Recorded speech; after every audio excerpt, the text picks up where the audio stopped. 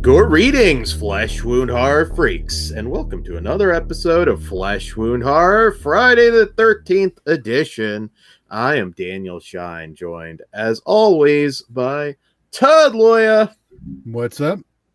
Pugs Dread. Namaste. And our own masked maniac, Mike Kruger.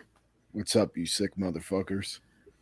All right, so doing something a little bit different tonight. So you even got a glimpse behind the scenes there if you were already on Facebook. We're talking everything Friday the 13th tonight. The fan films. We're gonna rank our favorite Friday the 13th movies, which I don't know about you guys, but that took me forever last night. A lot of obsessing back and forth. We're gonna have all sorts of stuff. I already looked at my list and I'm like, I want to change it already. I found it pretty easy, actually. Mm-hmm. That's the thing with me, though. Like, I know if I did another list 6 months from now, there probably would be some that would move around. It's tough. So we're also going to... I was going to say, I expect this to be a longer show, so yes. Fair warning, strap in. Absolutely. Kick back, relax, smoke a blunt. Yes, if you are of age. And in California. Why is that always in your fucking head? I mean, we don't want to. It's not legal here in Georgia. It's probably better this way that he's aware of ages. That's fucked up. Let the kids smoke the weed, goddammit. I'm cool with it. The law may not be in your state. Then they pass out. Beat your ass, Dave. Talking some love. We're talking Jason. Friday the 13th. Jason would kill, potentially. That's it's a no-no. So we're also going to be talking our favorite kill, our favorite final girl, some all sorts of geeky shit. So I, as the person who has not gotten the box set yet, and I'm crying over it, but I have rewatched the movies, so where do we want to start? Well, we're going to start with general discussion, Dan. Okay. So all right, you want me to give you a little bit more to that? Why don't we start with? So, do you like Friday the 13th? Right, let's build to the series rankings. We'll do something Dan likes to do all the time. Dan, when did you first get into Friday the 13th, and do you have any stories that go with it? Oh, well, yeah, of course. So my very first, and I've thought about this, my first image in my head of Jason was Fangoria.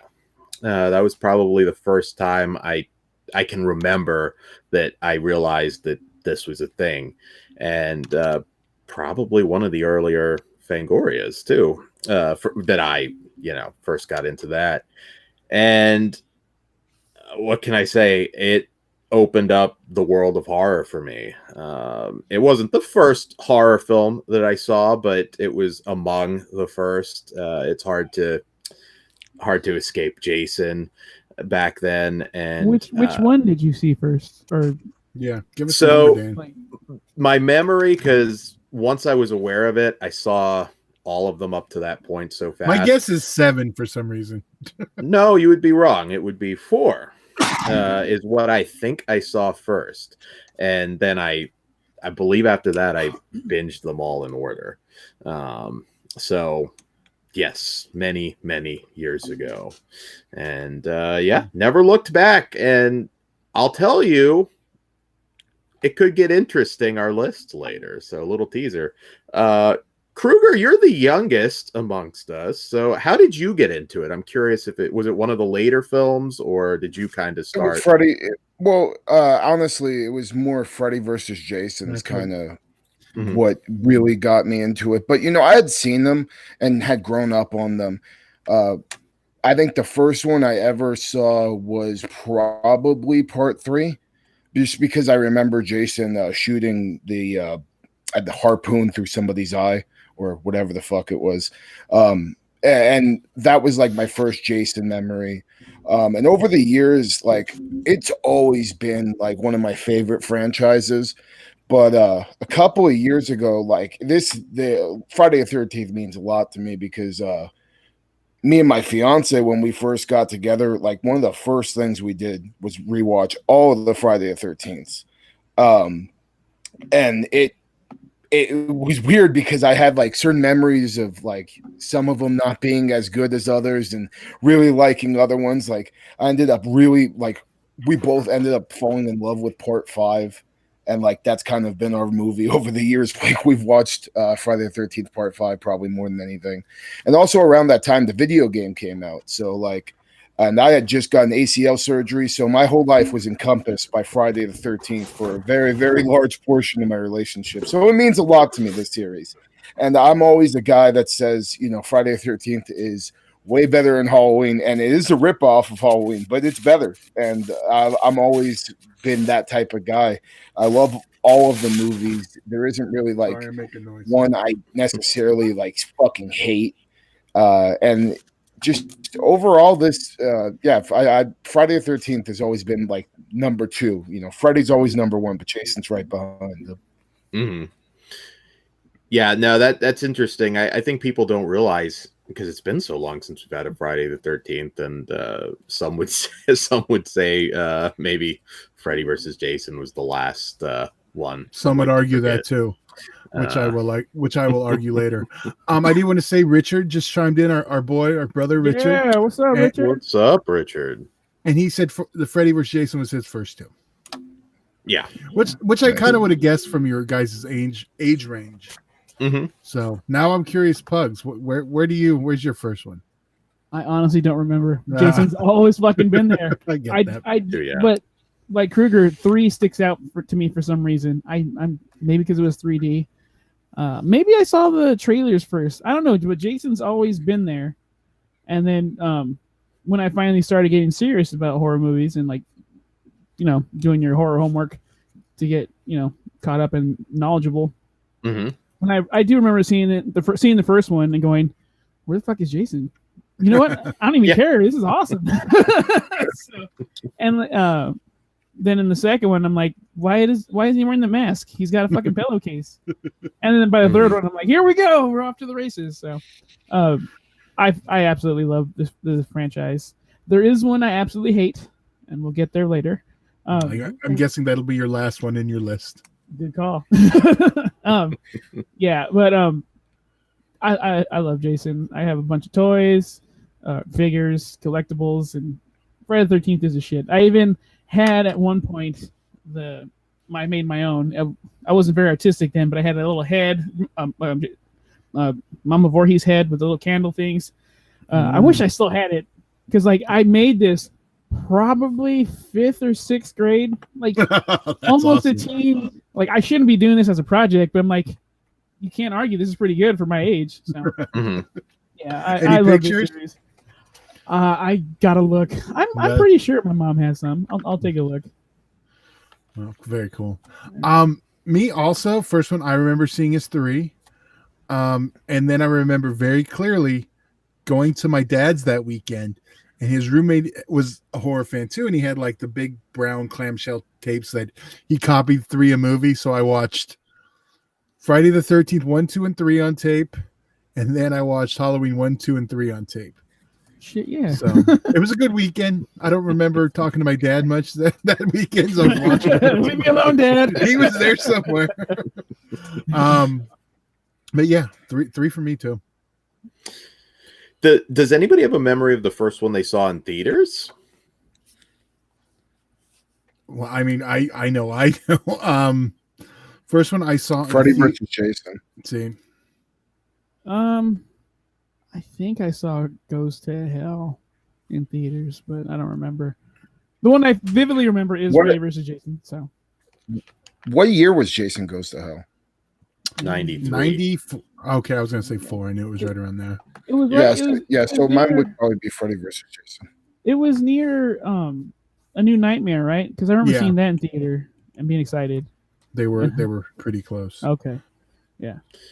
Yeah. No, I think our age range, Jason Goes to Hell for a lot of us. But Todd, well, I assume you had Manhattan? Or no, you're older than that. Yeah, I saw Manhattan, but my first one was my memory says 6, but I know 100% 7, and 7 sticks out to me very well. But I'm 99% sure I saw 6, but I remember the 7 one very specifically because right after it was the Weekend of Horrors, and they had the entire cast of Part 7 there, and they showed us that footage that we didn't see till 5 years ago. Yeah. So that was cool. Same convention, they also Phantasm 2 cast, and they showed us the footage that was cut from that, which is also cool. Unrelated, but cool. Who here, I mean, do you have like a favorite alumni from Friday the 13th that maybe you've met at a convention? I've probably forgotten some that I've met, but is there somebody that stands out as being super nice that you just really enjoy? Not necessarily their character, but just an actor or actress from it. I'm gonna go with there's 2, and they're both. It's Kane Hodder and Derek Mears. Like, I'm gonna go Derek Mears because that dude is really, really humble and cool. Although when I met him, he had a weird black goatee, and like, you don't look like you at the moment. And then Kane Hodder actually made a comment. Oh man, I thought this guy had the Berryman, but look at him, he has hair now. That's awesome. I'd agree with those 2, and I know this is going to be a weird one because some people always have horrible interactions. I'm going to throw in Tom Savini in that list too. He's always been cool every time. Savini has been cool. I do want to throw out one that is just wonderful, and that is Maddie herself, Diana Barrows, who's unfortunately not a final girl, but definitely one of my favorites in the Friday the 13th franchise for New Blood. Actually, cool. I can't even think of anyone that I've had a bad experience with from the series, but I know we're going to jump into the series ranking. But before that, before we go down individually, why don't we start with what our favorite of the series is just by itself without going, so we can talk about it. So I guess we'll start with Dan. Dan, what is your favorite of the series? Oh, all right. So again, obsessed over this a lot. I don't know if this is the most exciting answer, but one should have been the easiest, I figure, for everyone. So I don't know why you agonized over one. No, it wasn't super easy. You don't need to be defensive, Dan. It's your favorite. It's not a wrong answer. I know he already is. It's going to be one of the confident in this. I'm confident in this answer. You need to do that. This is a lot of people's answer, and it's Friday the 13th for the final chapter. Overrated. Oh no, it's not. It is. That's because you got a hard on for seeing the little kid who likes monsters just like you. Well, that factors into it, but Friday the 13th final chapter is a fantastic slasher movie. Even some people that dislike, or not dislike, but aren't, mad for Friday the 13th. Don't get me wrong. I like it. It's still overrated. That and 7, but we'll get to that because I'm sure that'll make someone else's list too. But it's coming from me, whose favorite is Part 5. So I've explained my reasons. Well, 1, it's the last traditional Friday the 13th before we get zombie Jason. 2, it's sleazy. Well, it's basically a giallo. There's more too, but yeah. So 5 for me. All right, that's Todd's favorite. All right, Pugs. Well, Todd was shitting all over mine. Number 7, New Blood. It's fucking Jason versus Carrie. And then he looks the coolest to me in 7. He does. I don't hate any of them. They're overrated. I disagree. So far. Oh no, that's fine. That's just me. No matches yet for the top spot. Kruger, what's your favorite? We might as well just go right into ranking him because I have 3 that interchange all the fucking time, and that's then go for it. You can jump right in first. So I will say that fucking 4 is the best one, and that will always, in my opinion, I think 4 is the best. It's got the best kills, the best gore. It's got a lot of great one-liners. I love the way Jason looks in it. His fucking gnarly fingernails. There's just so many things I love about it. But then right next to 4, I have 5 too. 5 is fucking amazing. Like you said, it's sleazy. It's got this like who done it type of deal to it, and like I don't know. Even though there's no Jason, it shows like the damage of Tommy Jarvis and like how fucked up Jason made him. It just I love that fucking movie, and it's just so goddamn good. And then Seven, I love Seven.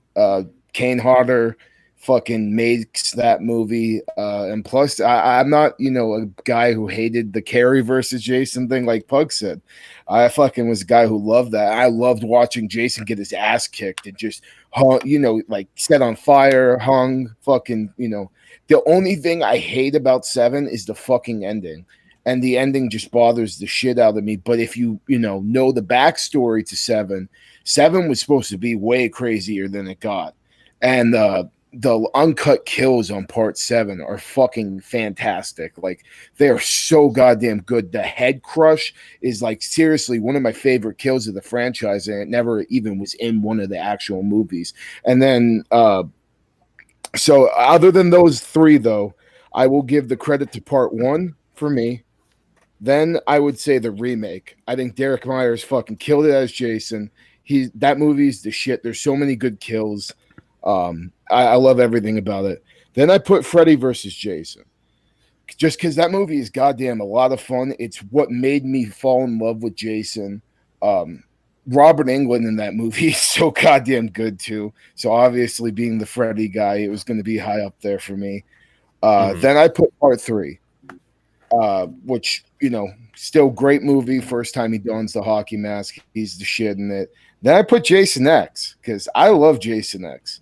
I think Jason X is cheesy as fuck, but it knows its tone so well that like it works, and it's just Uber Jason is cool as fuck too. And then I went with part 2, which I just rewatched, and it's way better than I remember it being. And then I went Jason Goes to Hell, and my last because I don't think Jason Goes to Hell is as bad as everybody gives it credit for. There's a lot of fucked up shit in that movie, like the demon popping the girl's vag and shit at the end. Like, there's some crazy shit. And then of course the Freddy cameo at the end. I mean, that was perfect way to end a shitty movie to make me not fucking hate not seeing Jason all the time. And then my least favorite is Jason Takes Manhattan. Even though it has its qualities to it and there's some good kills and like a couple of good scenes, the story is just fucking so like dumb. And then like the scenes with Jason at the end just look like shit. And the design they went with Kid Jason looks like shit. And then when the toxic sludge is coming out of his mouth, he just looks fucking dumb. It makes like an elephant noise. I didn't like that movie really.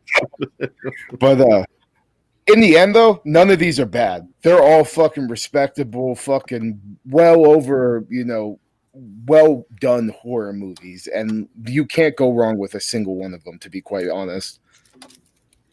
Yeah. Interesting list. Yeah. All right, so we'll start with number 1. Well, we already did that. 7. Let's start with it anyway. Okay, Yeah. 7. It's fucking Carrie versus Jason, and Jason gets his ass kicked, but he gets a good few licks, and he just looks the coolest. Kane Hodder, when he takes that fucking deep breath, it's just the coolest fucking thing. Just like, I'm gonna fuck you up. I stole that from him. When I used to do Kruger, that's who I channeled at any time. I noticed, man. It was awesome. And then my second place will be 3. I just adore that movie, and that's he gets his mask there, and that's pivotal. Then number 3, number 1. That's just a fucking amazing whodunit. It's dark as shit. And then we get to see Kevin Bacon get his arrow through the neck. It's fucking awesome. Number 4. We talked about signing that and how it's kind of weird now that he's older. Yeah. Close your you think about that shit. Number 4, I will go 2. It's just really damn good. 5 is actually the remake. That movie's 1 through 3, and it's told all shiny and glossy, and we have Jason like channeling his inner Rambo and just fucking dudes up. I wish we got more, but whatever. Derek Mears is the shit. Then number 6, Freddy versus Jason. I revisit that movie often. It's hilarious. It's brutal. That fucking bed. Like, come on. Oh yeah, that shit's gnarly. It annoys me when people shit on it. It's like, oh, blah, blah, blah. You're just being a snob. Go have a good time and enjoy yourself. It's not perfect, but it's hella fun. Yeah. And then 7, Jason X. That's another one. When I first saw it, I'm like, that's not really a Friday the 13th movie. What the hell did they do? And then over the years, I just fell in love with it. And also, it has well, I'll get to that later, but it has one of my favorite scenes in actually all of horror because that's just fucking really cool. And then the trailers for that movie were with Drowning Pool. That's just like, yeah, we got to go see this fucking movie as soon as it opens. And then you had to wait for 2 years. What's that? Then it's set on the shelf. Do you remember that when it came out? Because it was supposed to come out a couple years before, and then it just set on the shelf. Yeah. And then the look of Uber Jason was spoiled the Halloween before it came out because they moved like the last date and the costumes are out there. Yeah. It's funny because I remember very clearly Caesar dressed up as Jason that year, and I called him Jason XXL. So then always making fun of Caesar. Number 8, 9, and 10 is the Jarvis trilogy. So it's 4, 5, 6. I revisit those the least. I do like those movies, but like whenever I feel like popping one on and I'm not going in order, it's very rare that I'll choose any of those. Yeah. But yeah, those are fucking fantastic. I'll just leave it at that for right now. And then where am I at? 11. Jason Takes Manhattan. That movie sucks. Like it's ridiculous. You're gonna go from a lake to New York. That's grown on me on the years, but we'll talk about it. Hopefully I'll get there, but right now, nah. But the girl playing the guitar, I'm like, Jason and the guitar, that works for me, but everything. Our friend Chris McGibbon's going to be upset with you. He's a big Jason Takes. He always gets mad at me with Return of the Living Dead and everything, so I'm not used to. And the last one is Jason Goes to Hell. I cannot stand that movie. The ending scene is cool, but it did not do enough to keep me there. Okay. Yeah. Because you haven't had a taste of the Duke yet. I did want to mention though in Jason Takes Manhattan, punching a dude in the face, punching a dude's head off. Yeah. Right on. Yeah. Right on. There's something good, like even with the ones I'm kind of hard on 4 and 7. I don't hate them. It's just I think they're worshipped a little too much. Like I get 7 if it had all the gore in it, but it's such a dry movie without it. So, but Jason is the gore. Oh no, but see, Jason's beautiful in that, and I love him in that. I've just never been a huge fan of the Jason vs. Carrie. I liked it a lot more when I was a kid, but you'll see when I do my ranking right now. So no surprise, 5 is my favorite. It wasn't always. I think for a while it was. I don't even remember. Maybe 6, but 5 is my favorite. 6 would be followed by that. That one's a ton of fun too. Followed by 3. I know, surprising, my 3D one's not at the top. 4th is the original. 5th, Freddy vs. Jason, but I have a slight issue with that one. It's a Nightmare on Elm Street movie. It's not a Friday the 13th movie. Yes, that's the only reason I considered like not putting it. But it has Jason, but it's kind of not. It's definitely a Freddy movie. It has more Jason than Jason Goes to Hell. True. Okay. Good point. And then I followed it up with part 2. And even though I was kind of hard on it, 7 and then 4. And then 7, 4. Then Jason X. Followed by the remake. Sorry, Richard, I was not drunk saying that was my favorite. Followed by part 9. Because I do still have some fun with that. And then 8 would be my least favorite, but I still, again, like I don't hate any of them. It's just like my go-to is 5. At least everybody agrees that Jason Takes Manhattan is pretty garbage. So far, the last two have been the same, but just out of order. So let's see what. Well, you brought up Jason Goes to Hell because that's the second one that gets shit on after part 5. So what do you anything you want to toss out about 8? I know you. Oh, sorry. Dan hasn't ranked his yet. Oh, God damn it! Yeah. You Dan. I did. Dan. All right. I really don't care what his are. So it was your chance to get him back. So I feel you. So I'd rather hear about Krueger in part Jason Goes to Hell. All right. So my number 1 spot, as I said, Friday the 13th for the final chapter. I think that's just a fantastic movie and probably the best Corey Feldman has been or will ever be. My second spot goes to Friday the 13th, 6, Jason Lives, which is just an awesome movie. I mean, CJ Graham is excellent. I don't know. I'm quite frankly surprised we ever got Kane Hodder because CJ was so good.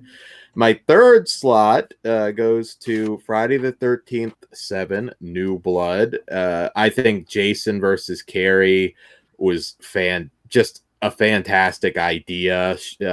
Brings the pain to Jason. There's just so many cool things about that. Though. That's my biggest thing. Well, I'm sure that'll come up again. My turn. They called an audible. It's all good. Afterthought. My fourth place. This one might be a surprise. I know some people are gonna probably bitch at me for this, but Jason X is an excellent film. It's exactly what it needed to be at that time. Jason is still Jason, and it has a sense of humor and some of the best kills of the entire franchise as far as I'm concerned. All right, so fifth place goes to Friday the 13th 3D, a film I will hopefully watch in 3D next time I'm down there with Todd on his awesome TV. My sixth place, and it's tough here because I feel funny being so low on this one, being the original, but Jason wasn't, it wasn't Jason yet. So for me, early on, I was aware of hockey mask wearing Jason, while all these films were already out. Well, not all of them, but yes, 6 goes to Friday. Jason. Yeah, 6 goes to Friday the 13th. Part 7 goes to Friday the 13th. 2, which also a great film. 8 is Freddy versus Jason. I know people had like their dream movie in their head, and I think that was the problem. That movie delivered the showdown we all were waiting for. Could it have been better? Sure, but still, that movie's a blast. My 9th place goes to Jason Takes Manhattan, which I agree is a mess, but I still have a lot of fun with it. It's dropped over the years. My 10th place goes to Friday the 13th 5, A New Beginning. Sorry, Todd. I do really like that movie, but the killer is not great. I apologize to Krueger too. I know. I still love the movie, but the killer's not great, and it's the weakest Tommy Jarvis. You know why? Because he's trying to distance himself. What the fuck? The weakest. Hold on. The weakest Tommy Jarvis when he kicks as much ass as he does in that fucking movie. Fucking drop kicking motherfuckers, ninja kicking them and shit. If anything, what's his name's the weakest Tommy Jarvis, the little kid. By weakest, do you mean like emotionally? He gets triggered easily. He never connected. He's just shitting on this because I'm just trying to killer's the killer's not as good. Sorry, Dad. He's trying to distance himself from Dominic Baraska because Dan and him. I think he's trying to insult me. I am not. I swear, I still like this film. That shit, Krueger. I know. This is another one that was higher, but revisiting them and really thinking about it, it still has a lot of problems. So that was he's heard what I had to say about me and my girl about it, and it fucking made him hate it even more. Not true. I was like, oh shit, I wish it was higher. It's not, but All right, my 11th Friday the 13th remake. I can't say that I really like this film, but there's more there than I think people give it credit to. I mean, yeah, Jason runs, Jason kidnaps people. Well, he does Jason's run all the way up to this point. Yeah, but he was very different in Friday the 13th, the remake. You can't deny that. He does a lot of very non-Jason. He was different, but he's still. But don't bring up the run then, because that's not a fact. Like, he ran in 2, he ran in 3 and 4. Okay, he didn't. But he stopped running when he became Zombie Jason. Yes. All right. And yeah, those are some of my favorites. So, and my last place. This is honestly the only one I like aspects of it, but Jason Goes to Hell. Hey, this one's the weakest on revisit. The opening is. I remember seeing this in theaters and watching that opening and thinking, "Fuck yeah!" And then the rest of the movie happened. I think that's why it pissed me off too, because like he's getting like shut the fuck up. I'm like, oh man, he's taking it. Wait, what? The fuck is that? I thought it was kind of corny until the FBI and everything shows up. I was like, all right, this is like, not I, sir. But okay, go ahead. Oh, I was just gonna go. You're done now, Dan, right? That was your last one. Yeah. That was the last one. No, just to go in, since you were on the topic of Jason Goes to Hell, just the things I find redeeming about it were like, one, Jason looks fucking sick as fuck, and that's kind of, I think, a big reason why it does bother me and why it's at the end of my list, is because I wanted to see more Jason. Like, that design, the way the head looked and everything, I liked the hair. I thought it looked really cool. And just I just wish we got to see, him killing motherfuckers more. That would have been, that would have made that movie 10 times better. I haven't watched the documentary on that though. Have you guys?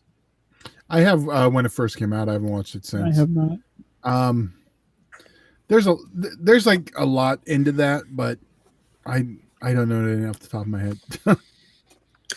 Yeah. I remember feeling it was redeemed when Freddy pulled the mask down. I remember seeing that in the theaters and just thinking, it's here, because I waited so many years since a little kid. Like, Freddy has got to fight Jason. And I waited another decade before I got it. So, okay, what I was going to say is, see, the difference between everyone here and me is when I first saw him, it wasn't like, okay, Jason's the hockey mask guy. The first one I saw was 3. And it wasn't like that was it wasn't a rule yet. I mean, it wasn't there. I mean, wasn't, because then 4 came out and he had it. But I mean, when Baghead Jason I saw just as much as at that point the hockey mask Jason. So it wasn't always like that image. It didn't grow till as it kept going. So that's different. Yeah, no. You had that image in your head. I mean, Jason's a pop culture icon. If you've never seen a Friday the 13th movie in your life, don't even like horror movies, you still know Jason and that hockey mask, man. So it's tough. Like I said, I kept almost feeling like I got to put the original higher on my list, but I have to be honest. That's just being kind of like, oh well, I'm being film guy and I want to make it high because it's the first. Don't be a people pleaser. You do you. That's what you do. I don't think any of us put one. Did anyone get? Well, talking about one. Well, talking about one, I just rewatched it, and that was always towards the way back in my list, just because I was always a Jason guy. I didn't really see the value in the story with Pamela, but this rewatch and watching the uncut version, like, that story and that fucking movie is fucked up. Like, it's a fucked up little movie. And just I think all the kills, the gore, it's nasty, it's mean. And the ending, when Jason pops out of the water, just everything about that is so good. I was looking at the extras on the Shout Factory, thing, because I was going through the set. Everybody's been going through the set that just came in, and I watched the uncut version. On there was a panel of like the kid who played Jason. I think it was like Pamela Voorhees, the director Tom Savini, and everything, and just description that Jason, the guy that played Jason, about how when you see this right before he pops out, you see the hope of the police coming, and then it turns to her, and sure as shit, you have him come up, and just the way they set up that scene too is just such a cool story. And then the makeup, on Jason is so good. Like, it's really like eerie. His fucking eye is all fucked up, and it looks so good. That movie is a masterpiece. That's one of the things I really like about 4 is that he looks like first Jason. Yes. Ari something. I know he goes by first Jason, so it's his band name too. Yeah. Todd, you ever see his band play? I want to say at one of the Weekend of Horrors I did. Yeah. I also saw Shawnee Smith perform too. Hell yes. Right on. Oh, with Missy Pyle, Smith and Pyle. Her folk music bullshit.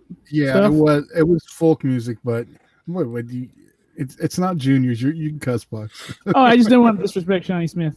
Okay. Well, that's all right. So yeah, do we want to just roll right into our first favorite kill? Yeah. Sure, we can do that. I volunteer to go first because I think this might. Okay. Are we gonna do an honorable mention for the second one too? If you'd like to, feel free. Okay. Because before I saw this kill, the sleeping bag one was my number one. Then Jason X came out, and he dipped that bitch's head in liquid nitrogen and just slammed it on the fucking corner of that table. I fist pumped so fucking hard. That kill is the best. That's probably my favorite kill in top 3 in all horror movies. That kill is gnarly as fuck. So liquid nitrogen. All right. Kruger? Go for it, Kruger. So mine's the sleeping bag kill, but I got to talk about the one right next to it because it will interchange every time I watch these movies. There's the head crush in part 4 where he smashes homeboy's face up against the shower. I love that. And then that's tied with the hacksaw when he slits the guy's throat and then twists it all the way around. Yeah. Right at the beginning when he's at the morgue. That fucking kill is so nasty and so great. I fucking love that. Right. Absolutely. Off to the hat. So I'll be honest, Pugs took mine because that kill is so badass. But I'm also going to throw another one out from Jason X, and that is the homage to the sleeping bag kill. That was so funny, and I remember popping in the theater like, yes, I love. And you Jason. actually got to see it. Yeah, I love it. I love Jason X. I don't get the hate. I mean, I kind of do, but it's like, oh, Jason's in space, and I'm like, they did so. He's still Jason, and they needed that movie after Jason Goes to Hell, man. I mean, if they had another Jason Goes to Hell, we would have been doing direct to video. Well, now I wish we had another. I wish we had another one. Yeah, I still want them. If they do go direct to video, that's fine with me. Yeah, that might be better. You can get away with more. Yeah. All right. My favorite kill, which I did not answer Kruger when he asked us on one of the posters. My favorite kill is from my least favorite film, from Jason Goes to Hell, the unrated cut in the tent. The spike that goes through her, and he rips it up. It's open. Yeah, nothing tops that. Good. Nothing. The Ed Gein maneuver. There's other ones like jump into my head from 5, and of course the sleeping bag. I don't really have a second. I mean, that one's so far ahead of the rest for me. Mm-hmm. There's so many good ones you guys already named. So yeah, and Kevin Bacon's kill still holds up too. Yeah. I know the original I put low, but that still works just as well as it did. I mean, it does hold up, but you do see like his neck all long as fuck. I mean, it adds to the charm, but that's something you see less in the theatrical version, which is why it's a lot quicker. It's not just because of the gore; it's also to hide the effect. When they spin it, fuck yeah. And the reason was so the blood worked.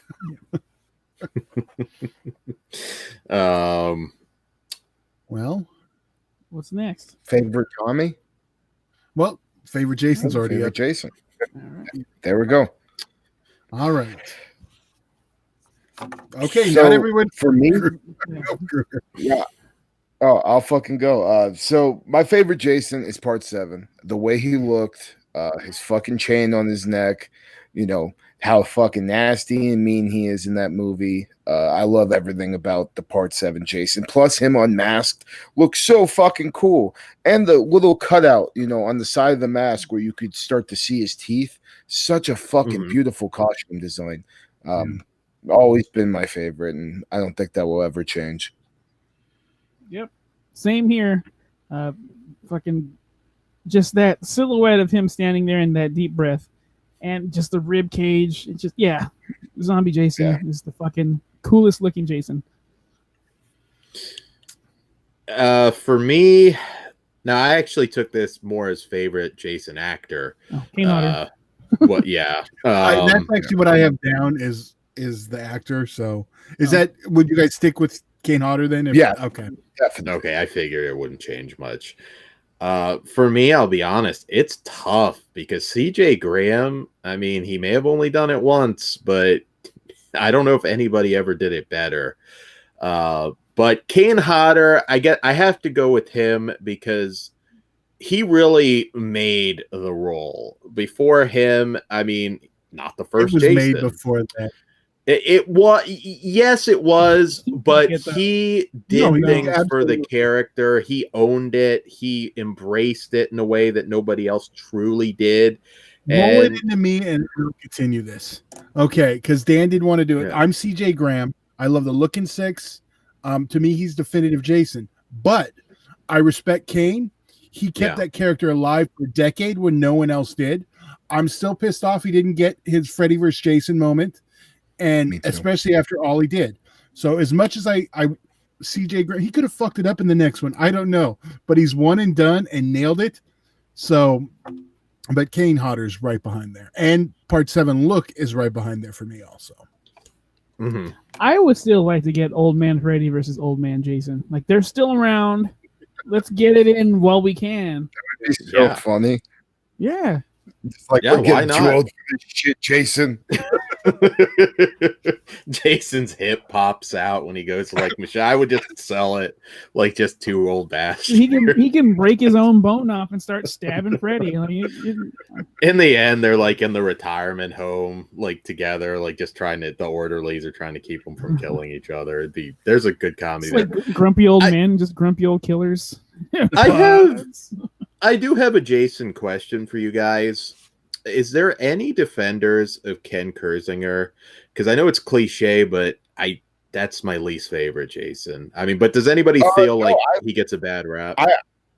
I think he gets we're talking about Homeboy and Jason, Freddy versus Jason. Yeah, Ken Kersinger. Yeah, dude, he was playing to the script. You know what I mean? I feel like they, made Jason Frankenstein, and him just, being as lifeless as he was. I would have preferred that for him. I would have preferred.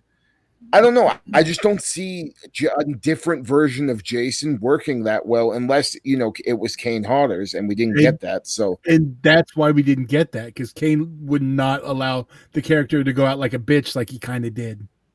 Yeah. So I get why they're like, Kane's going to be a hassle. Let's get someone else. I also think that the, backlash of them mistreating Kane and going with him did not help the reception of him as Jason. Well, I think he was great. Yeah. And Ronnie Yu was not a Friday the 13th fan. He didn't give a shit. I think he said he might have saw Friday the 13th, if I remember the exact quote, once. So that it just wasn't his thing. Having said that, I still think it's a blast. But yeah. So I don't know. Not blaming Kersinger, but that's my least favorite Jason. I'm not going to argue, but I mean, I would say part 2. I think part 2 is my least favorite Jason. Just if we're gonna go in that route, just because it's not memorable. The kill, there's a couple of good kills in that movie, but I don't know, and I don't really care for the way Hillbilly Jason looks. Like his overalls. Well, at least he got rid of those and didn't have the overalls and the hockey mask. That would have been. Yeah, that would have looked really fucked up. Like Eminem a few years later. Well, I guess. Sorry, I misplaced On the to agenda. Favorite Tommy Favorite Jarvis. Tommy. There we go. There we go. There we go. Yeah, and I'll start off. Part 5 is my favorite fucking Tommy. I love seeing how fucked up he is. You know, his character's sad. You know, he's trying to fucking figure his shit out and fucking having to deal with all these fuckheads living around him, dealing with murder and shit. And then all of a sudden, by coincidence, there's a copycat killer of the shit that he's fucked up about. Like that's the definition of life throwing shit at you. And plus, he was badass. I loved his little fight sequences and shit. And you know, just seeing how much trauma he had from killing him. And I like that because I see Kid Corey Feldman in that movie, anyways. So. I'm okay with that, you know, and I love Corey Feldman, Tommy Jarvis too. You know, that would be my second favorite, but still getting to see him in part 5 and then watching him evolve into the character that he got to portray. I love part 5, Tommy. Right on. How about you, Pugs? Hide the Crisco because I love Corey Feldman. It's just I identified with him as a fucking little horror fan, and he's just doing his best to survive, and he's making masks and shit. Like if we can get like a Goonies type, just Tommy like chilling before he had all this bullshit happen, I'd be down as hell.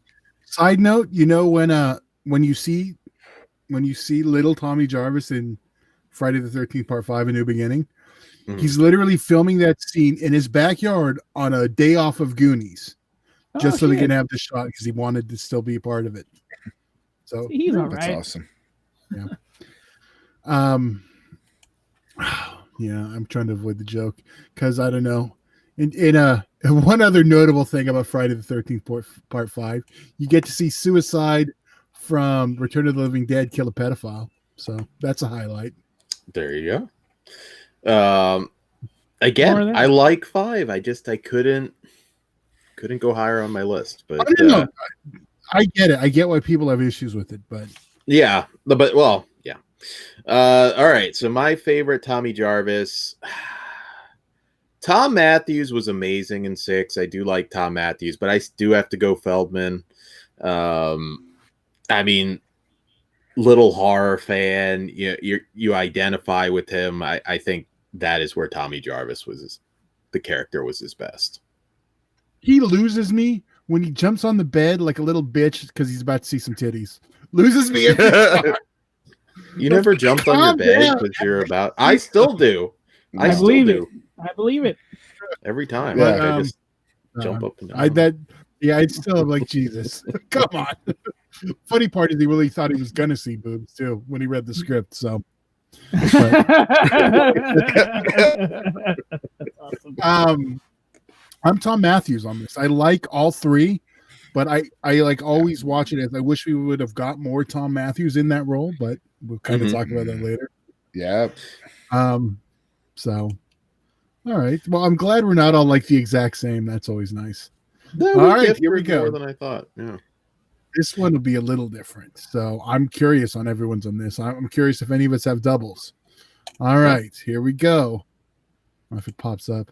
There we go. Favorite final girl. I'll go. Now, yeah. Are we doing actress or final girl? I'm just gonna go with the name of the character. Tina. That's fine. From Part 7. Yes. To the Part 2. Oh yeah. Okay. Cool. Anything to add from Part 7? No, just fucking Carrie. Yeah, I'm Tina from Part 7 too. Even though I hate the ending with her dad, coming up out the water, I understand it, and it would have looked cool. And again, Part 7, man, if it didn't get cut to shit, would have been such a fucking amazing movie. Like, I have a feeling that maybe a Part 7 uncut will surface somewhere now that we have the Blu-ray. So let's hope. But fucking, I love everything about 7. I'm with you. Tina is the shit. Like, I love her fucking beating the shit out of Jason. She fucking wins. when I watch it with the gore eventually, I'm sure that's always been my issue. It's always held me back. Yeah. Okay, I'll tell this story now. Well, no, come back to 7 after this topic, or after we do the final girl, because I have a story in regards to the uncut and cutness of it. Sweet. Okay, Dan, I'm going to let you go first, even though there's a possibility we might have the same one. I'm going to let you just in case. I am also Tina Shepard, played by the great Lar Park Lincoln. And I do like Lar Park Lincoln. She was an equal to Jason. I mean, she's the only one that could truly go toe to toe with him. I get why I don't like it now, but I don't want to say it on the air because of some yeah. Yeah, I mean, there's others you kind of feel like what it is. What you really got to do is get a hold of them. You know, Jason, keep your pimp hand strong, man. Don't take that shit. Yes. I just didn't believe she could beat him. I'll just go like that. Sometimes, you know. Well, not physically, but when you put these, powers and it evens the odds. Do you ever really beat him? I mean, he doesn't die, so. Okay. Here I go. I'll be the odd man out. And only because I can't pick Reggie from Friday the 13th Part 5, because his scream was awesome. He automatically qualifies himself by having some testicles. Well, maybe not when he made that now. I am Chris Dana Kimmel from Part 3. That's always been my final girl. Nice. Favorite final.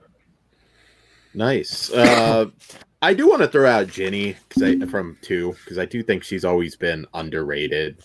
I don't know why. You don't really hear her brought up that much. But who's Part 1 final girl? Adrian King. I think she's underrated too because that struggle at the end is fucking great. And she had a real life stalker, which is messed up. Bad one too. This one is for bugs. What is? I don't know what how is to he doing. I was trying to point to you. I was trying to point to you. The camera thing. Well, now in case you aren't familiar with the names, we'll flash a graphic on the screen on which. So we have Debisue Voorhees of Friday the 13th Part 5 versus Julianna. Guill? I don't know how to say her last name. It's Guill. Okay. From the remake. So I'll let Bugs go first because I'm gonna go with Julianna. Okay. I knew that. That's why I let you go first. Yeah. All right. I mean, they're better. Like, am I supposed to describe them? Kruger, you can opt out if you want. If your girlfriend's like sitting like 2 feet away. Oh no, we're good. Beyonce. Oh yes, sorry, dude. She'll look at titties, dude. Who gives a shit? We are talking titties since he brought it up first, right? Wow, Dan. No, I was just talking about which you like better. If you like her titties better, that's up to you. Yeah, shut up, Todd. I know what you were thinking. This is your category. Debisue. I'm gonna go. Really? Oh, okay. Debisue also. All right. I was gonna say. All right, Julianna. Yeah, I defended you. You come to me. Yeah, I was gonna say Debisue because it looks like she'd let you put her in. Okay, I would. Not gonna yell at Kruger. Well, I'm just writing the time down. I don't have an issue. I did want to give a special put in. I don't know. Apparently not. Who cares? I do want to do a special shout out to Christian Baker's shorts in Friday the 13th Part 2. So yeah. But okay, getting back. How about overall eye candy in the movies? I would go the remake. Because, like, what did he say? They're stupendous. and the bitch in the tent. Yeah. It's hard because you got the period women. I don't know. It's wait. Todd, I thought I'd know your answer. I would think you would be Jason X because you're a Alexa Doig guy. But we're not talking. See, she's my favorite one in the series, the most attractive. But we're not talking about that, Dan. Well, Diana Barrows The argument for Friday the 13th women is these two. This is the debate. Part 5 titties or the remake. So I was trying to be coy about it, but fucking Dan. Debisues were crafted in heaven. So yes. And I'll tell you, Dan, I'm not going to argue with Dan. I don't know if you're Wolfie's Just Fine. They did a music video probably about 4 years ago, and it's about, and like totally related to it. And it's about like that scene of the movie and him as a little kid, and like it's got a really good story. It's got clips. He's got his little rubber big wrestler guy. I forget fucking LJNs. So we'll put a link for that. But yeah, if you guys haven't seen it, check it out. It's pretty entertaining. Absolutely. So basically we tried, huh? Not a definitive answer. I mean, there's no wrong answer there. Well, I threw this one in. I probably should have not, but I was gonna say like what your favorite merchandise is, and I was just like, well, like because there's a lot of Friday the 13th. I mean, look fucking behind me. I got though that whole like top row is pretty much Jason shit halfway. So NECA does a great job with their figures. Even though I'm with Todd. Fucking part 7 needed a sleeping bag accessory. You guys fucking really dropped the ball there. I don't know how they did. That's just like, oh well, it's so beautiful. But can I do a merchandise rant? There's a lot of Jasons, Jesus. And that's awesome. Like, out of here. More Final Girls, though. Like, you know what I mean? There's other characters I would have. It's harder to get licensing for shit like that. It's very hard for NECA to get licensing for people, especially like I think some people are like dead and shit. So and if you're gonna do like one per, it's not cost effective to just do one person. You need to do the whole line, but it's very difficult to get like a whole line. Yeah, especially with Friday the 13th, they don't need to get any actors' likeness rights. Fuck yeah, it's pugs. Yeah, that's true. Oh, that's awesome. I have way too much to. This isn't the Friday the 13th wall, but I do have one unusual thing that I have that's fairly rare is the Friday the 13th snow globe. I don't know if anybody else has that with the machete. It's. I think it's kind of pricey now. I don't know what the eBay is on that, but I've always loved it. I got it. I think it's Suncoast, and it looks so cool. Have any of you guys played the game? I was going to get to games, but we can jump right in there now because it falls in merchandise. Real quick, that's from Sideshow, and I love that's my favorite one. Yeah, I mean my Sideshow collectibles too. Sideshow collectibles. Sideshow. I actually have a Part 7 replica mask. I don't know if, God damn it, I don't think I can get you guys to see it. Fuck. But yeah, Sideshow does a great job with their stuff. They're a little bit pricey, but you know, it's worth it. But as far as like cost effectiveness, I just think NECA did such a good job with their figures. And plus they give you like alternative heads and shit like that, different hands, different ways to pose them and stuff like that. But yeah, on to the games. Like, dude, fucking, I had no life Friday the 13th, the PS3 game or PS4 game. I know life the fuck out of it, like for like probably 2 years. Like straight up, I love that game. I still go back to play it. It's glitchy as shit, and you know it's not a polished game at all, but it is fucking fun if you have a bunch of people playing together. And there's like probably 75 different kills in there, so like there's plenty of like fun kills and shit to do. You know, it doesn't help because I didn't mean to do that here, but that is the web. Cool. That's the link for the video I was talking about. So I actually posted it in the other thing, but yeah, I didn't know I was going to show it on screen. So I actually haven't played the game. I've seen a couple friends play it, and it looks fun. I just don't want to get into any games unless it's Batman because I'm going to be addicted. I did watch. Like I normally don't watch, play-alongs, but I watched one for that. But since you young motherfuckers are just talking about that one, you did bring up the OG Friday the 13th. I was going to, yes. One day I will beat it. I can't play the new one until I beat that Dude, it's so hard. Like don't get me wrong, I'm a huge fan of it. Like I have it on my phone as an emulated game and shit and everything like that. Like I love fucking and plus just the merchandise for NES Jason. I don't know why, but just the color scheme appeals the fuck to me. I bought my actual controller for my PlayStation is NES Jason fucking colors because like I love NES Jason. And but yeah, dude, that game is so hard. Like it is fucking impossible to beat. I've tried like probably 500 times. I can't fucking beat it.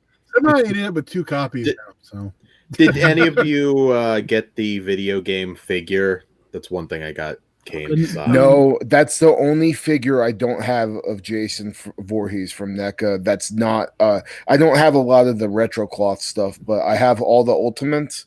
But other than the NES Jason one, and that's such a sick thing. You open it up and it fucking plays the song. Like that's so cool. Yeah. I didn't get it. Right. Well, yeah. Okay. I didn't bring show off like pugs that I bought. It was only in reach. That's why. And I forgot, but I actually grabbed it right before we went on. So I'll show you the masks I made. Oh, you made nice. I didn't make the plastic, but I did all the paint and shit. This one might have some hair on it. No, it doesn't. Yeah, there's a chip on the nose. All right, well, I guess you can guess what part that one is. Nice. Oh, nice. Fuck yeah. Is it signed or is that just a chip? That's just like the distortion. But cool. The only chip's like a white spot on the nose. See right there? Mm-hmm. Because I used to let my wear it on for Halloween. And then my favorite one, because I couldn't buy one anywhere. You should know what it is then. Yeah. Nice. And make it even better in case. See, I need to get a styrofoam head because I have the fucking. I had to make the fucking headpiece to fucking. You can see. Fuck yeah. There you go. And it was, you know how hard it was to find one? I had to fucking buy an old man mask with the neck part and then cut his face off.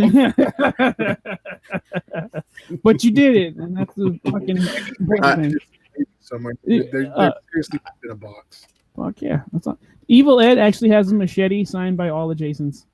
Oh, that's nice. Even Brooker. Did anybody else meet Brooker before he passed? Because he's a cool dude. Yeah. He had a hard time getting into. It was at Dark Delicacies for one of those signing things. Oh, they're picky about it. It was a real fucking machete, so they're like, just because like they know him, so like just be careful. So yeah, don't accidentally kill a Jason. Yeah. I'll tell you one thing about a mask I have that I've got signed, and I want to be clear, this is not the Jason in the recent fan films, but an impersonator, and I already had my signatures on it, and mutual friend, and he's like, oh, I'll sign it for you. I'm like, I think I hurt his feelings because I was like, nope. I had to like literally yank it back. Like, you're no offense, but you're a cosplayer. That's on him for assuming that you want his signature on it. Oh, yeah, you're not in the wrong for that one. I mean, he didn't have like a pen in his hand, but he was like reaching. Oh fuck! I feel like an asshole, but no, I wouldn't. He should feel like an asshole. No, I would have told him. I would have told him when you're in a movie, you could fucking sign it. Fuck. Yeah.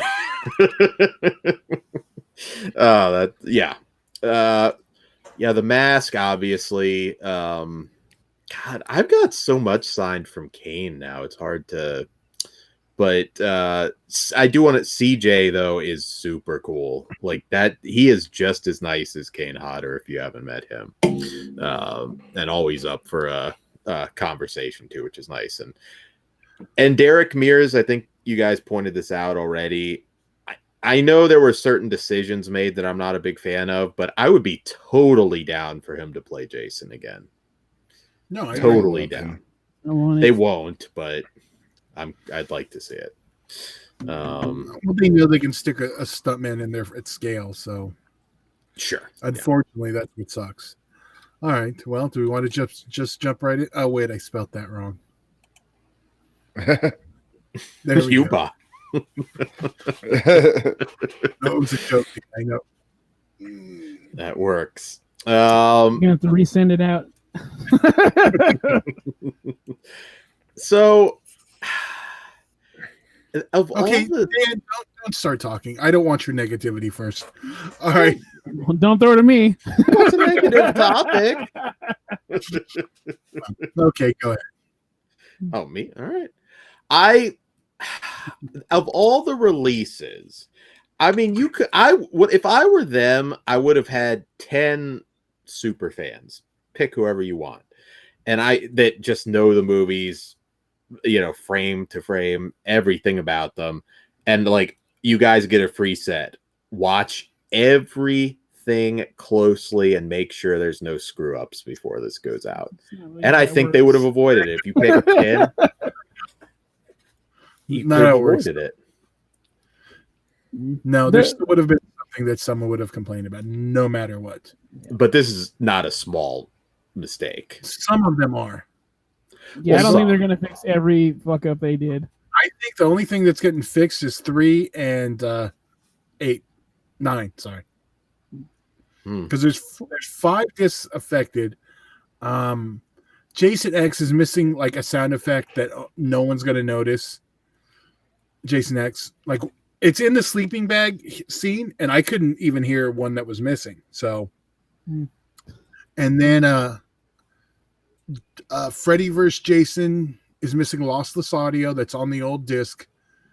I don't think they're going to do anything with that. And part 1, it lists that it has the 5.1 remix for the original, and it doesn't, because the 5.1 remix is only on the uncut version, which is there too, right? Yes. So they have an out if they don't want to send that out. Well, I mean, because it's not a fixed thing. It's like they shouldn't have said that it was on there, because it's not, as far as I know, it's not created. Like, they'd have to make that mix, but who knows? I mean, go for it. No, I'm just going to shit on Shout Factory, so go ahead. No, you shit away. Yeah, that's my plan too. Well, let me finish talking about the other 2 discs that are botched. Mm-hmm.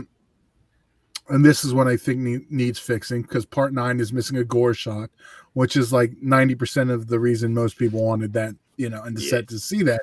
Yes. And Friday the 13th part 3, it is a minor thing, but I do want it fixed.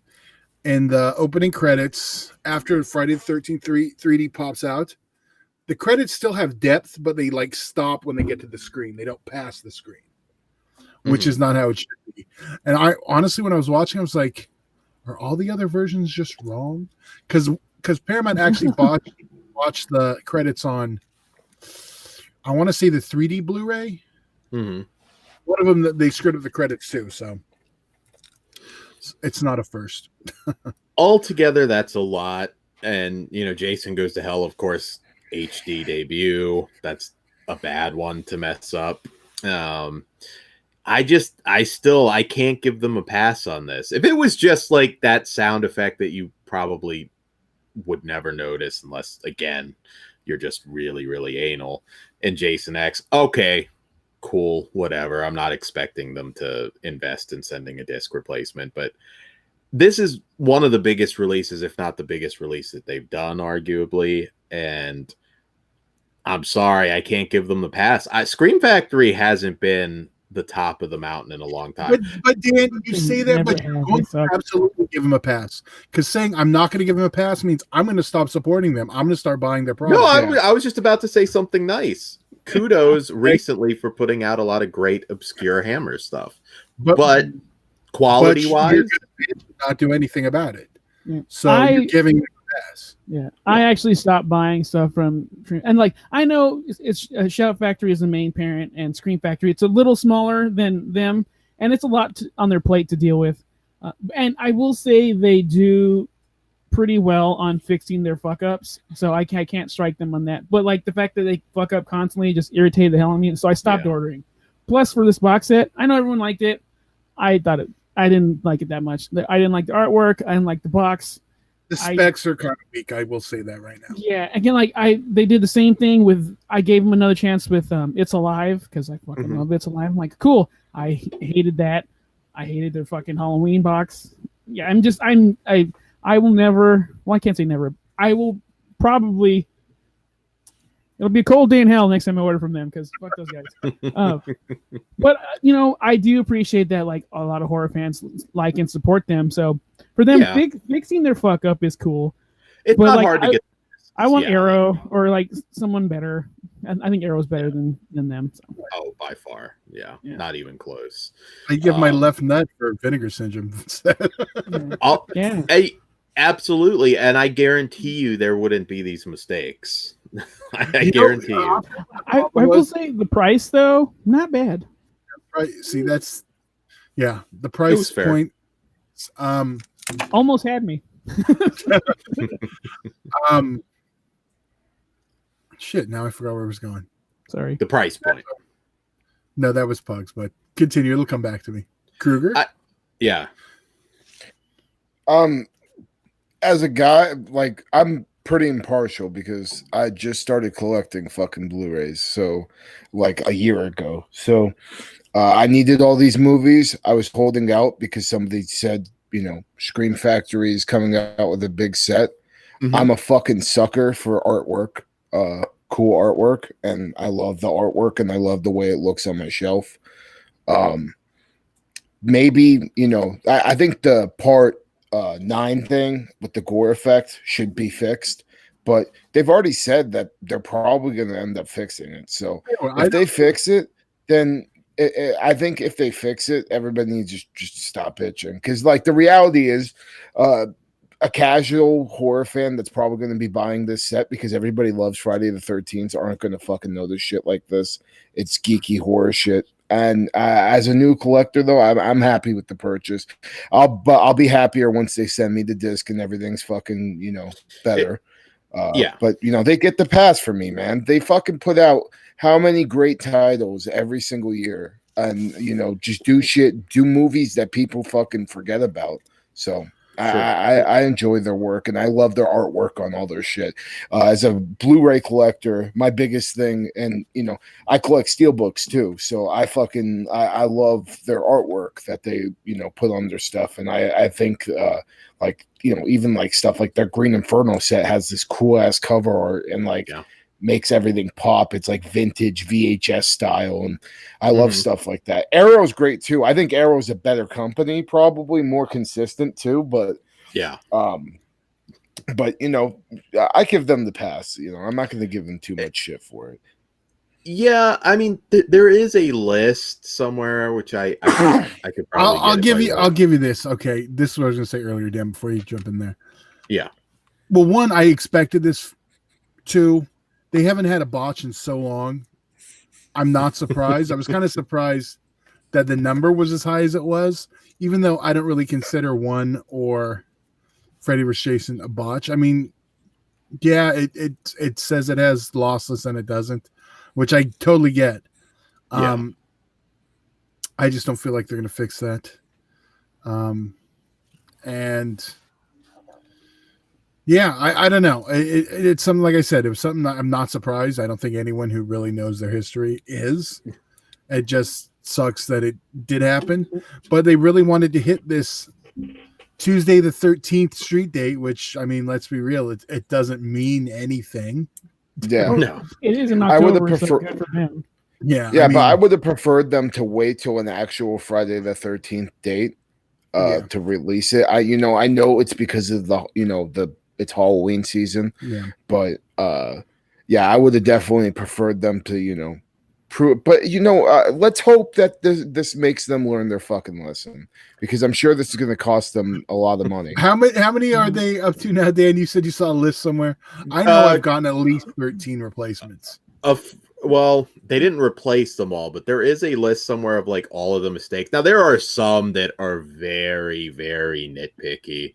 Like I think Pumpkinhead 2 has like a brief little thing. I get it. You can't send out replacements for everything. And I do want to say I will never stop supporting any company, because we're in the waning days of physical media, and so I won't boycott anybody over it. And they are pretty good about giving you the replacements. I've never not gotten something. But I have to call it out. How many, if you're looking at mistakes on releases, again, Vinegar Syndrome, Arrow, just two examples, and Scream Factory, which Vinegar Syndrome actually, I think it would be fair to say, puts out even more than Scream, or at least the same. That's a long you know the list. difference? They don't announce their titles 6 months ahead of time when shit still needs to be worked out. And they wait until that thing's ready to go, and then they announce the title. The problem is they Scream Factory does this every time, and then they try to hit that date. You never see Arrow have an issue moving a date because it's not ready or it needs more time. Scream tends to only do that when it's like, okay, well, we got to get this interview, and there's a big one we can get and add in. Then they'll push the date, like it happened with Event Horizon. But I know Pugs isn't getting his wallet out for that one. Fuck no. Fuck that company. Fuck that movie. I love Event Horizon. But you know what soured me on Scream Factory, and this is me being petty.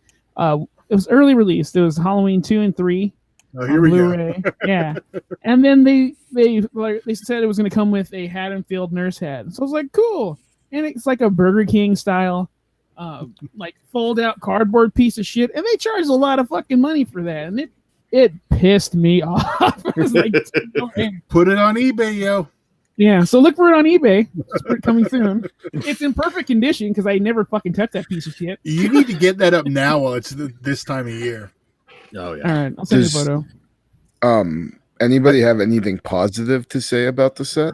I actually I watched the whole thing. Real quick, I want to see part 2. That was like the reason why I came this close to buying it too, besides the price point, because the new footage for part 2 seems exciting. Yeah. Well, because that's what I wanted to talk about, actually. Okay. You know, I just went through and I was looking through. I didn't go through everything because I haven't had the fucking time, but I went through part like 1 through 6 and just looked at some of the extras and stuff. And first, I just wanted to say, you know, the From Camp Blood stuff was pretty cool. I know that's probably old, but I've never seen it, so I just watched all of them. Those were pretty cool. The slash scenes, though, they threw up on the extras for part 2. Holy fucking shit. Like, dude, they blew my fucking mind. Like, I've never seen that footage. They made some of the fucking stuff just makes the kills look so much better. I don't, really want to like spoil it for anybody, but I'm just saying, like, there's some kills on there that are really fucking good. And, God, I really hope, we eventually get like a fan to make an uncut version, because that would be fantastic, and maybe make me like that kill even more. I mean, there's like a fucking hammer kill that just it's fucking badass, man.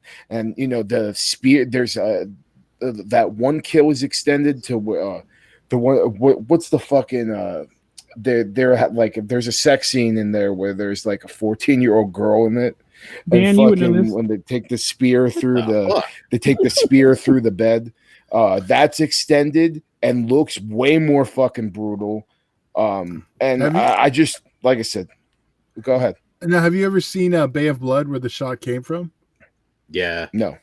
Oh yeah, that shot is 100% lifted out of Bay of Blood, which we'll talk about on the Giallo show. We'll throw that one in. That one heavily inspired Friday the 13th Part 2. I mean, in that kill exactly. Yeah. Oh yeah, no, definitely. Bava, absolutely. I have an interest. Oh, go ahead. Hold on. Well, go ahead, Dan. I still believe, and I really truly, well, I should say I hope, that we still have the best Friday the 13th movie coming. Because for as much as I love all the films, let's be honest, none of them are perfect. There is always room to improve. I disagree. Well, true perfection, I can't give any of them that. They're perfect to me, but they're not perfect films. Then they're perfect.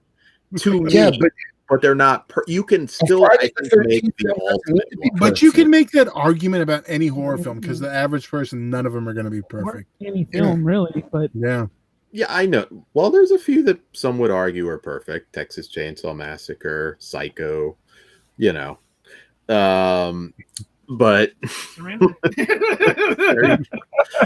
I still think the ultimate one is still to be made, and I have hope once these legal things are finally resolved, hopefully sometime in the next few years, that we will get the best one. And the best one, and this is weird, I love my theaters, but if it is what it is now and theaters are on the way out, why put it out unrated? Good luck with that, Dan. And just go hardcore. I totally disagree with Dan. I think the slasher's time has passed, unfortunately. I won't go that far. Well, it's hard. You don't see as many good ones now. We're definitely we just got a slasher renaissance, I thought.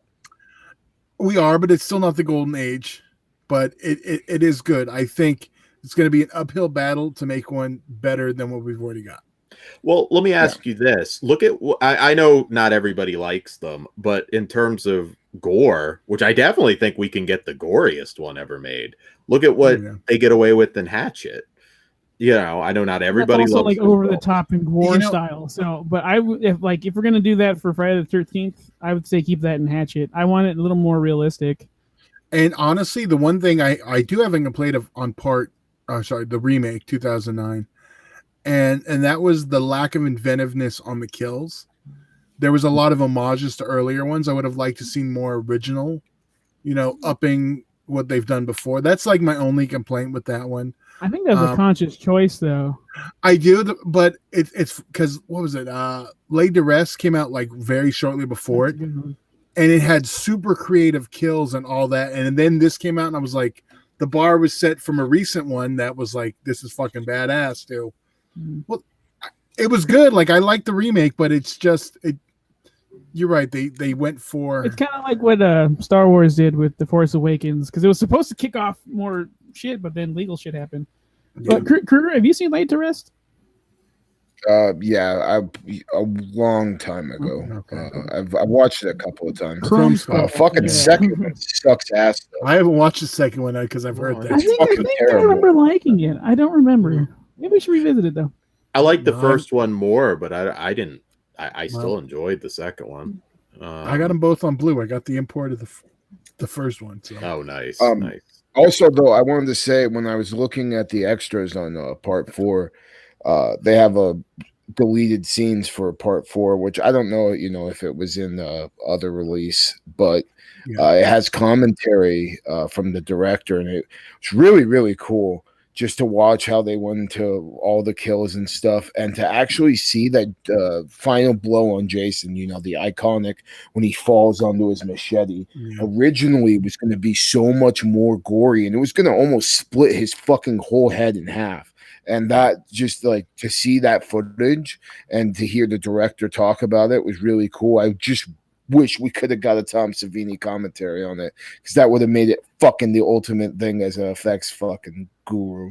Yeah. No, absolutely. I agree. And is there anything that you would like if you could go back at one before point? Dan goes into it like a whole other topic thing, the thing I kept trying to get in there.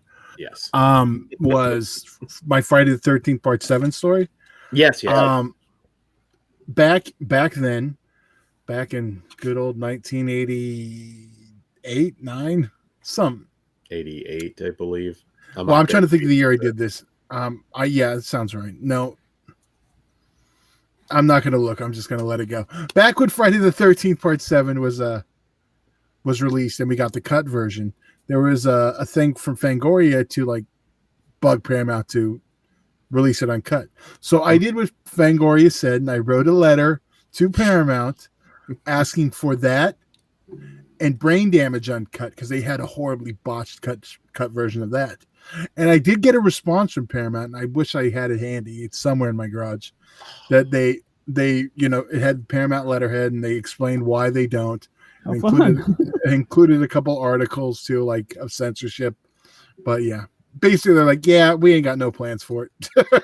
Is that why that HR lady disappeared? Like, at least it wasn't a GFY, young man. That's cool.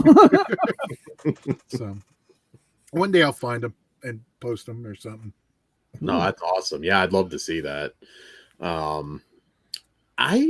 I wrote to Fangoria. I never got a letter in there, though, unfortunately. I know a few people that did. I wrote to Paramount, not Fangoria. No, I know. But you brought up Fangoria. So. All right, well. Godwin, Karen, speak to your manager. I did. That's only because Fango told me, and I was being a good little subscriber. You're empowered. Dan, before we get into our fan films to close, what were you? What did you want to?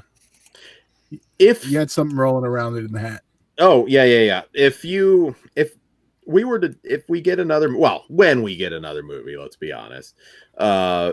Is there a certain point where you would just ignore some of the sequels and like, is there a movie like I'd like to do a direct follow up to a particular film or bring back same character? Well, that seems to be the trend now. So yeah, I want a continuation from myself, but from 2009. Yeah.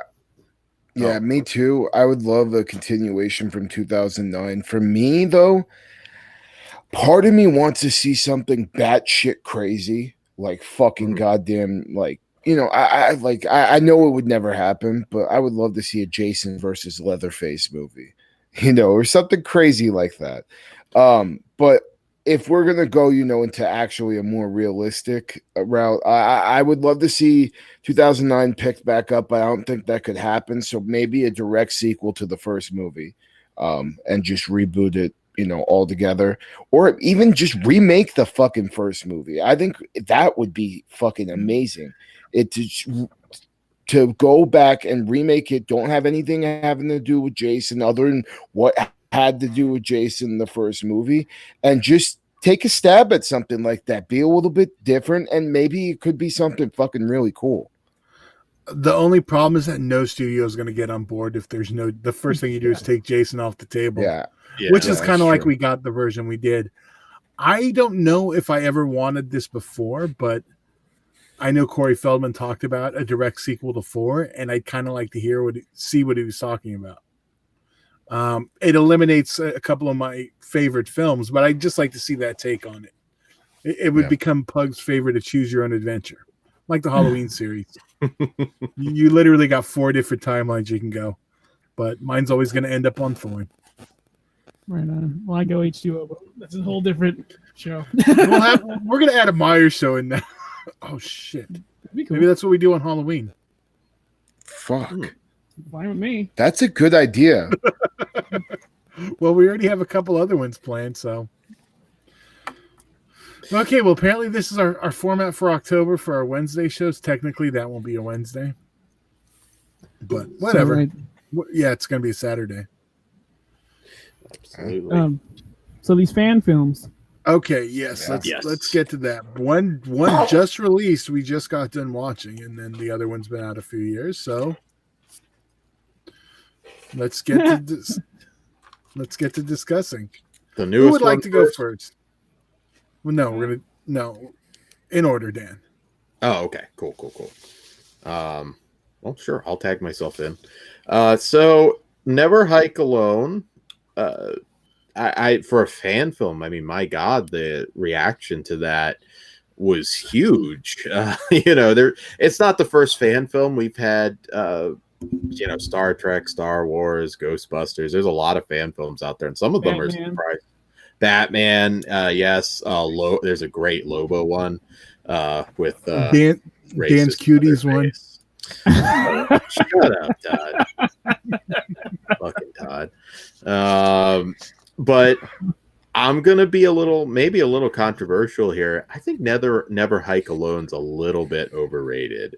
It's good, but it's overrated. Am I alone? Fuck up. I'm actually gonna co-sign with Dan. Hold the. An unlikely ally. The only reason why is that the body count's a little low. I think it got stretched at an hour. If it was a half hour, it would have been perfect. And it didn't have a lot of story to it. But it was a fan film, so it was cool. Yeah. It looks everything they nailed, but it didn't have enough story. But it's still awesome, and it is definitely an achievement. So, yeah, it's the last 5 minutes. But Kruger's looking at us like he's going to suplex us all. Seriously though, like, dude, fucking for the whole thing that that Friday the 13th has been halted and shit. Like I've found myself going back and revisiting Never Hike Alone almost to a point to where I fucking consider it canon. Like I'm obsessed with it. As far as just a fan on the outside, I've always I thought the guy who played Jason, and it's fucking good. The acting's good. The premise of just a fucking extreme hiker stumbling upon Crystal Lake is so cool. And like I never would have thought of something like that. And I just I rewatching it just right now before I watched Never Hike Alone in the Snow. I fucking realized how much I loved it. Like there's some crazy gore bits in there. Jason just he's his own Jason.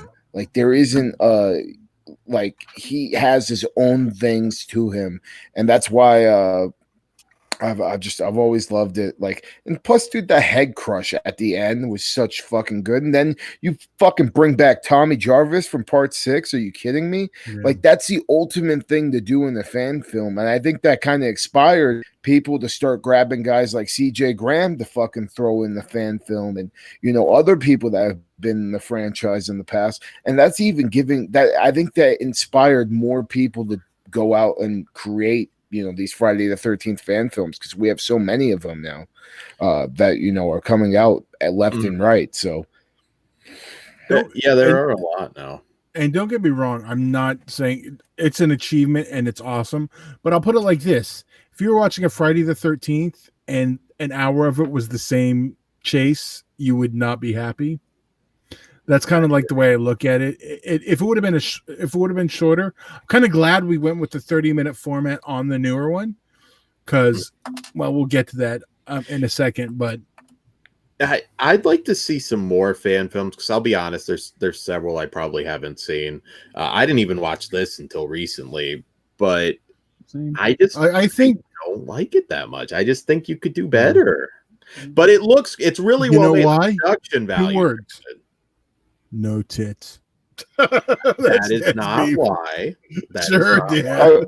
I'm just going to say, Dan's sitting here saying he can do better, and he's got his own movies out online. No, so I didn't say that. I did not say I could do any better. I will say, if somebody said, "Hey, Dan, write a Friday the 13th fan film," I don't think I'd go till the last few minutes without having anybody die on screen. I mean, that's something I wouldn't do. And I think that's honestly a big thing. I like the guy that played Jason, did a good job. I like doing, he kind of did his own thing. But a lot of this is just, you don't really have enough time to get to know the victim star.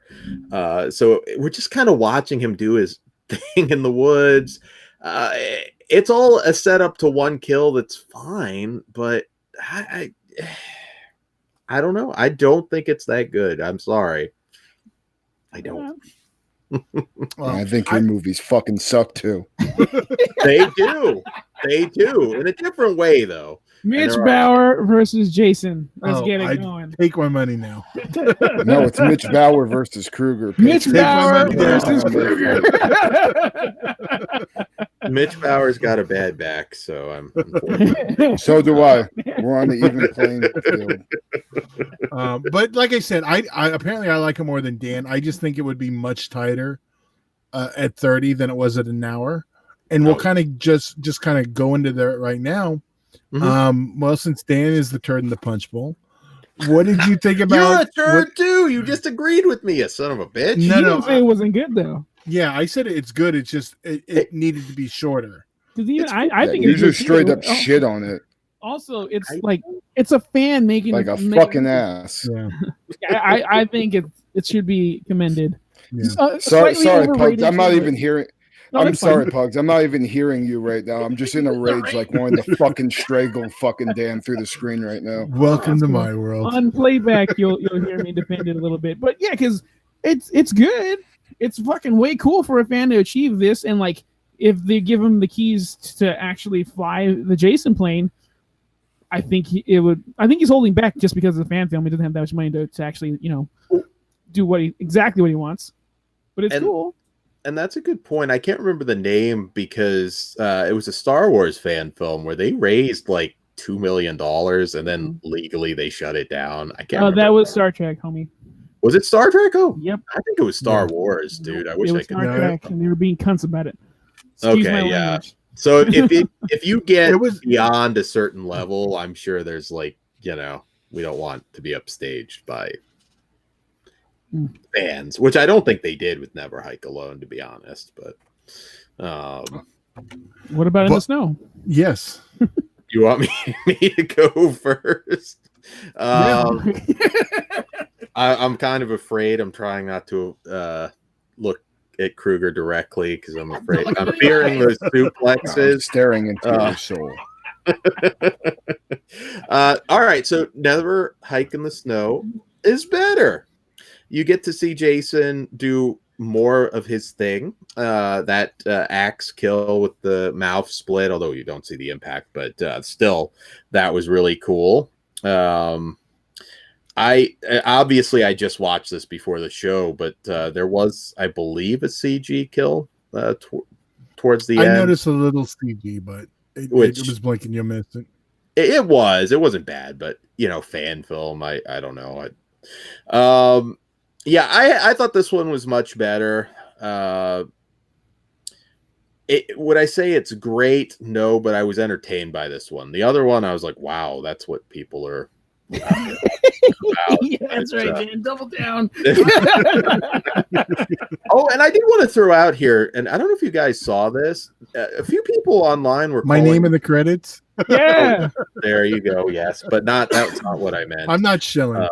It's not a prequel. Some people were calling it a prequel, and if you look on the computer, there's footage of the guy from the first film. So I want to throw that out there. Am I blind? Because it's not a prequel. The guy in the first film. How would it be a prequel? I've had a few people that I saw that were calling it a prequel, and I mean, I didn't say anything directly to them, but no, it's not. It's after. I don't understand that. So we all agree it's not a prequel, right? Yeah. I never even put the timeline together. Yeah. Well, for me, this was an appetizer because I kind of wanted more because it kind of ends abruptly, but that was fucking cool as shit.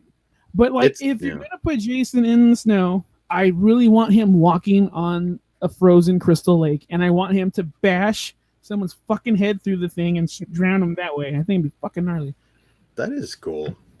Yeah, it's a beginning. It definitely doesn't have an end, but I'm not gonna punish it for that. There'll be more. They came out and said that, I know in some of the stuff for the Kickstarter or whatever fan thing, I want to say they've planned 6 out. So this is one of the. So basically you get 3, the first one being a separate thing, then you'll have this, the next, and the next, then another set of 3, I believe. There's a behind the scenes doc that I saw pop up after the movie. I was like, fuck, I wish I would have known. I would have watched that before we had our talk here, but so now I want to see that. Yeah. Kruger? Yeah. No, I really like it. Get some snow to cool you down. No, I really like Never Hike in the Snow. It was good time. I did want more though, like you said, Pugs. I did notice the CGI thing at the end, but it looked fine. This is a fucking fan film, so I'm not expecting goddamn masterpiece like some fucking people over there with the fucking face. Anyways, there's awesome cinematography in this, like the fucking last one. That techno remix of the Friday the 13th when he's fucking shooting the arrows and shit was so cool. Also, the design upon Ghost Jason they improved on. If you guys noticed, added some gnarly fingernails. His skin started to turn black because of the environment around him. It's fucking frostbitten. I noticed that. I don't think many people would have, but I thought that was very cool. I love the child interpretation that we get of Jason in this. I thought that was really cool. And he's actually fat. Like that, I was like, fuck yeah, that looked really cool. And I also just like the idea of watching Jason just chill and just chill there and fucking watch where he's got his. Yeah, and I liked how they got the setup with Pamela and everything they did with Pamela in this was really well done. I can't wait to see the next one. The gore, though, like seriously, top notch. That fucking axe kill was really, really some nasty shit. And whoever fucking did the practical effect on that, you should fucking be proud of yourself. So yeah, I can't wait for Never Hike Alone 3 till 6, and fucking I'm gonna fucking always praise this series, because as a fan film, this is some movie quality stuff, and I think denouncing it as anything less than movie quality is kind of bullshit. But anyways, are we rating these? Because I mean,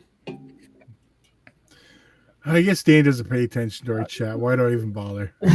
No. We've already had this fucking conversation. And this is what I have. This is why we get mad at you. Because I always tell Dan, he cannot talk about something without it becoming a review. That's fair enough. I think I give my thoughts on it. That's cool. We're all going to start shaking our head in a little bit.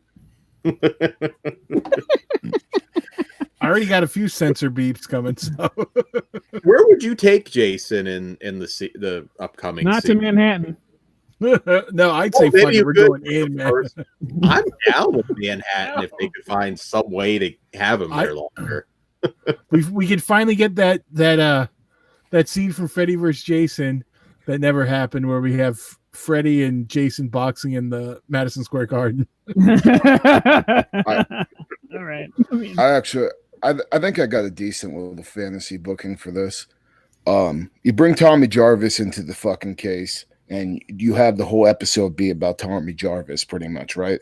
And then at the end, right when Jason is about to, or Tommy is about to face off with Jason, you bring the other guy from the first film back in, because he's still alive too. So he's got to come back at some point.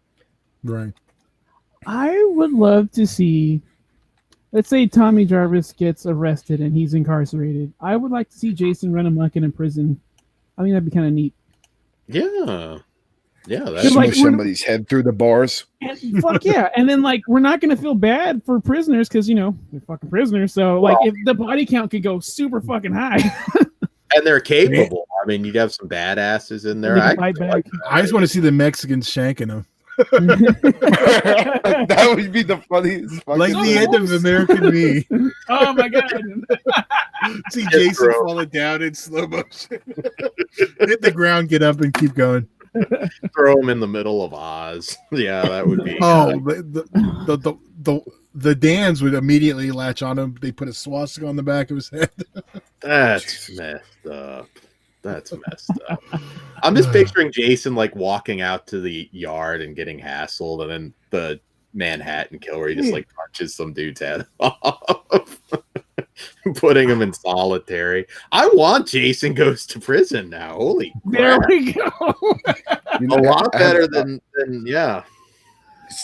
Just a funny little thing to add on to here. Have you guys ever played the Friday the 13th puzzle game? It actually has Ghost Jason from Never Hike Alone in it. Fun fact. And there's a sequence in it where you're fucking killing people in prison. It's pretty sweet. Badass. So, no, I haven't played that. It's awesome. Nice. It's like a goofy little puzzle game, but it does have some cool kills in it. And there's some funny shit. Like you see Jason give somebody a tombstone pile driver and their fucking head pops off and shit like that. Fuck yeah, I'm going to YouTube that. That sounds awesome. But back to Never Hike in the Snow. I really, I love the fact that this is a thing.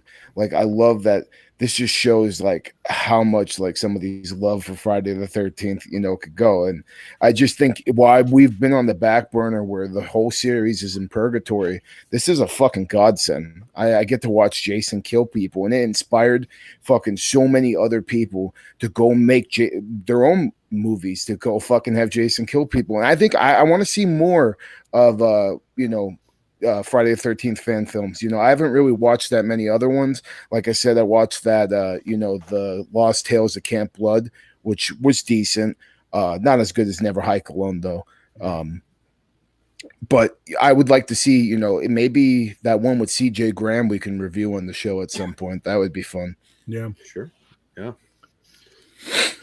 Yeah, absolutely. I wish CJ Graham did more in general, but Highway to Hell also a favorite. So All right. Well, looks like we're getting to the tail end. Anything that we didn't cover that someone wanted to bring up?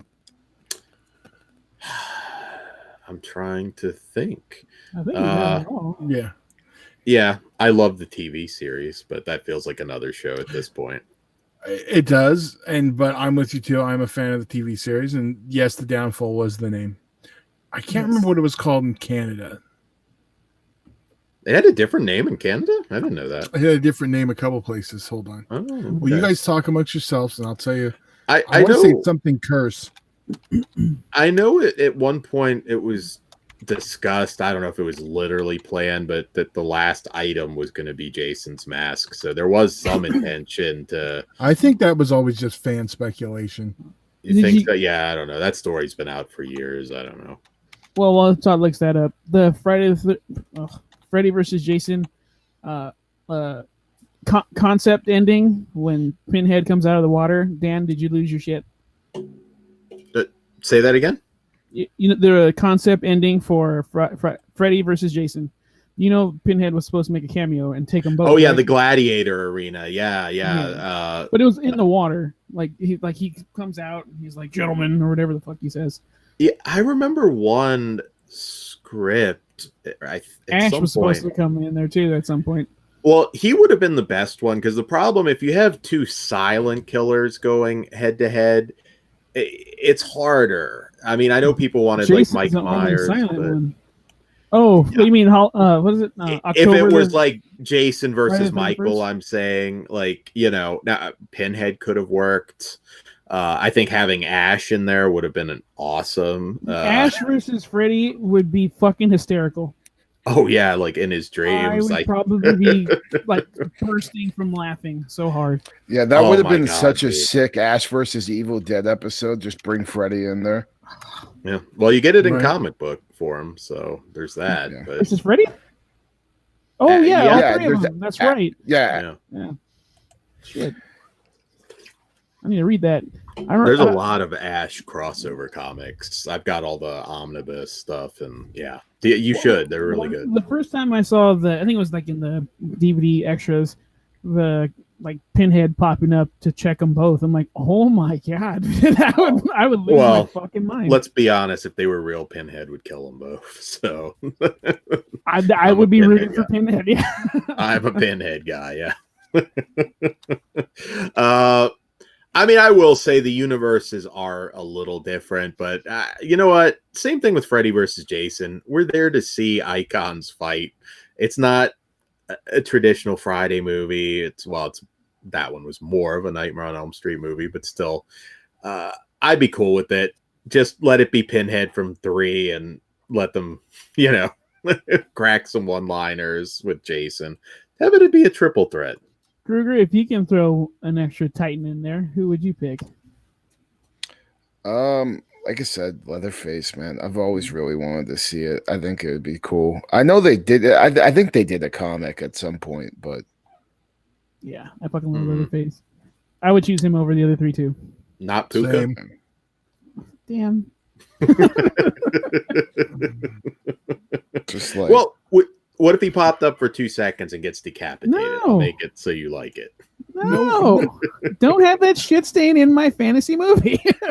Yeah, I could be wrong, but weren't there other like icons in that script that with the gladiator arena in the audience? If I recall, I could be wrong. Fuck, it could be like the opening of Bride of Chucky, where it's just like in there the evidence locker room. It's everything. Oh yeah, which was fucking cool.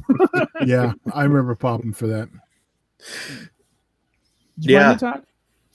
I'm